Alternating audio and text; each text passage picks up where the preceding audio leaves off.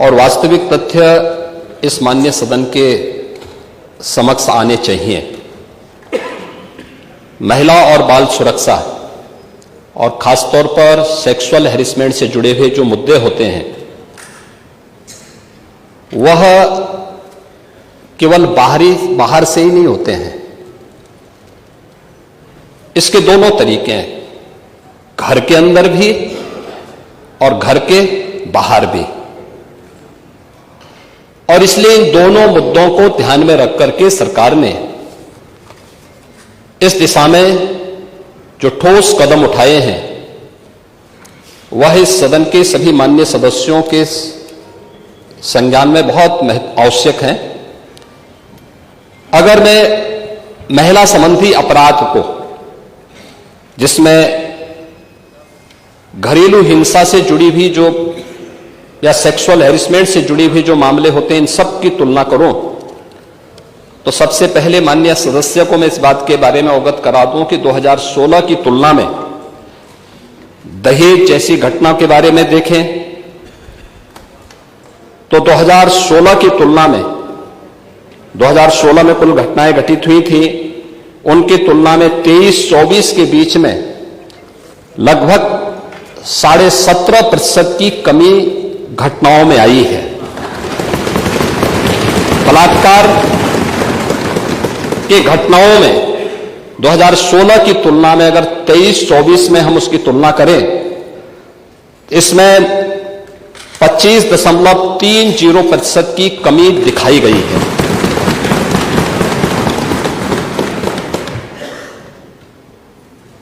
लेकिन अगर हम इन सभी बातों को ध्यान में रखें कि 17 से लेकर के 24 के बीच में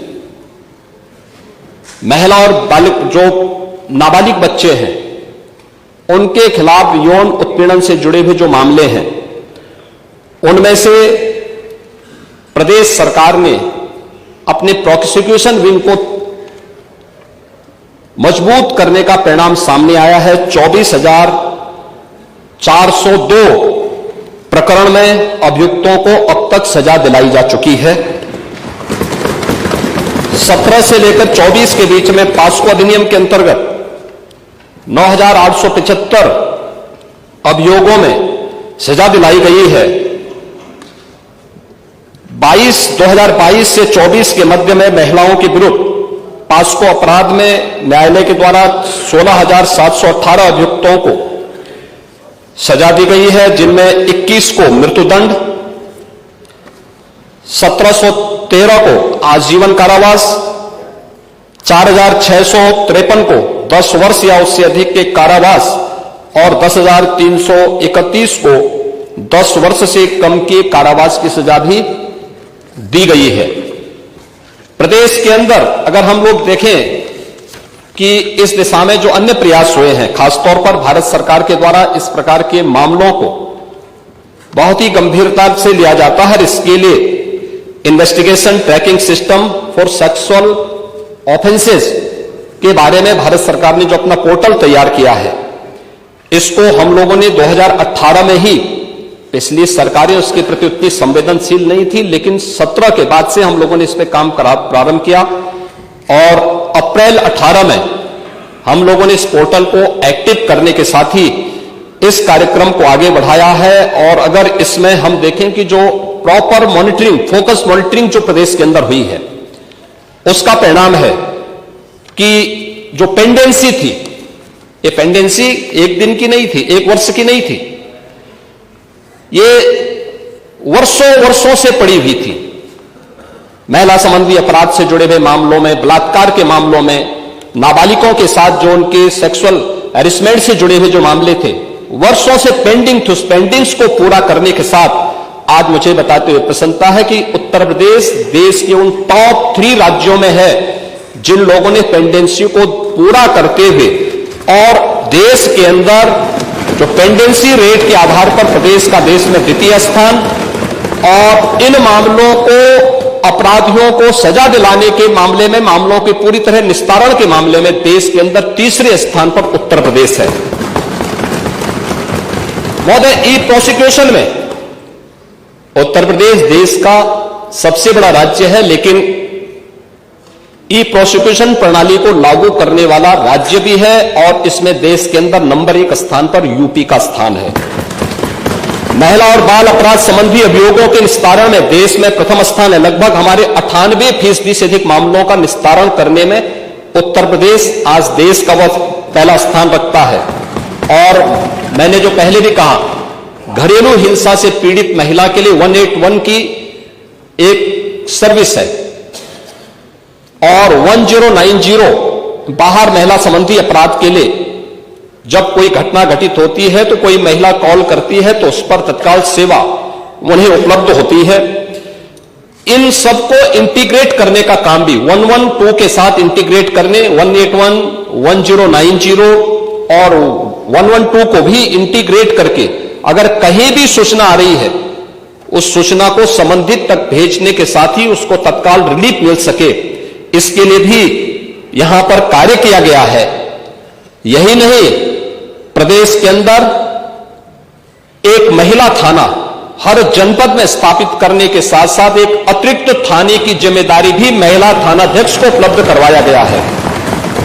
और हर थाने में जो प्रदेश के अंदर 1585 थाने हैं, इन 1585 थानों में महिला हेल्प डेस्क अलग से बना करके एक व्यवस्था बनाई है। और 2020 से हमारी सरकार पूरे प्रदेश के अंदर मिशन शक्ति के एक अभियान को आगे बढ़ा रही है। मिशन शक्ति के अंतर्गत पिछले 7 वर्ष में हम लोगों ने लगभग 1.5 लाख पुलिस कार्मिकों की भर्ती की है प्रदेश के पुलिस बल में। और मुझे बताते हुए प्रसन्नता है कि 17 के पहले जितनी भी भर्तियां हुई उन सभी को अगर हम जोड़ लें तो कुल 10,000 महिला पुलिस कार्मिक भर्ती हुई थी। लेकिन 17 से लेकर के 22-23 तक जो भर्तियां हुई, इन भर्तियों में प्रदेश में 20,000 से अधिक महिला पुलिस कांस्टेबल की भर्ती करने में हमें सफलता प्राप्त हुई। यानी आजादी के 70 वर्षों में जितनी भर्ती हुई थी महिला, उससे दुगनी भर्ती अकेले 5 वर्ष के अंदर हमने पुलिस महिलाओं को यहां पे भर्ती किया।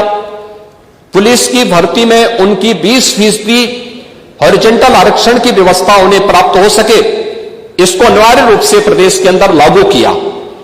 लखनऊ, गोरखपुर और बदायूं में महिला पीएसी की बटालियन के गठन की कार्रवाई को भी आगे बढ़ाया। लेकिन जो पुलिस कार्मिक महिलाएं भर्ती हुई थी वे केवल एक कांस्टेबल के रूप में ऑफिस के कार्य को या थाने तक ही अपने को सीमित न रखे, बल्कि महिलाओं की सुरक्षा के साथ साथ शासन की योजनाओं को महिलाओं तक पहुंचाने के लिए उनकी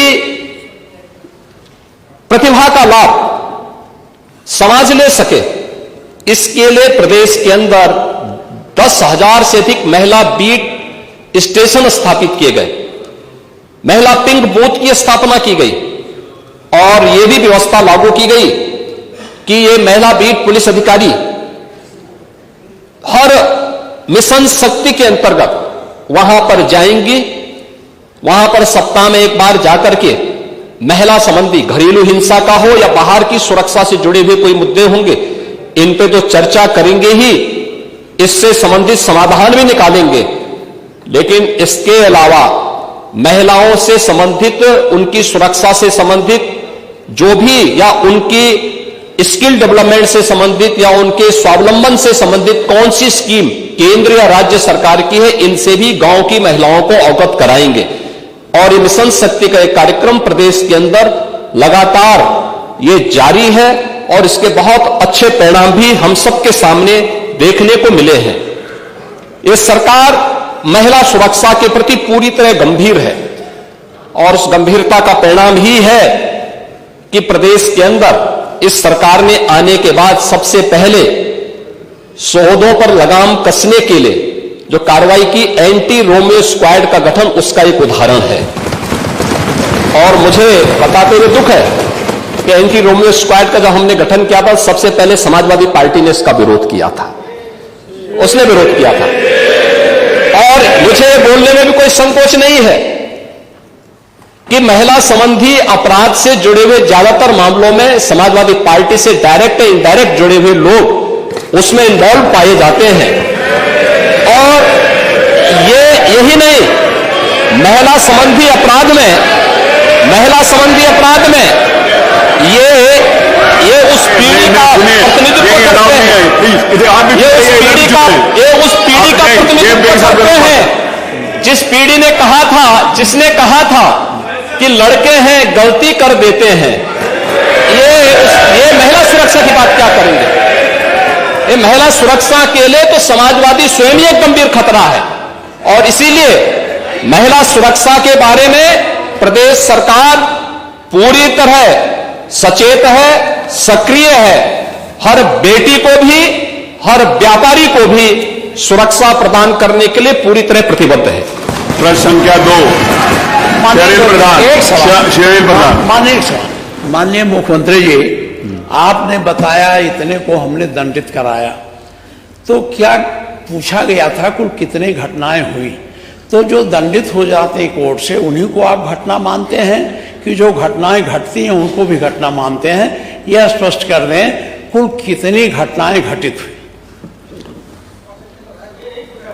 आपने नेता प्रतिपक्ष, मैं आपका सम्मान करता हूं और आप दो बार इस माननीय सदन के अध्यक्ष के रूप में अपनी सेवाएं दिए हैं और आपने पहला प्रश्न किया है आज यहां पर।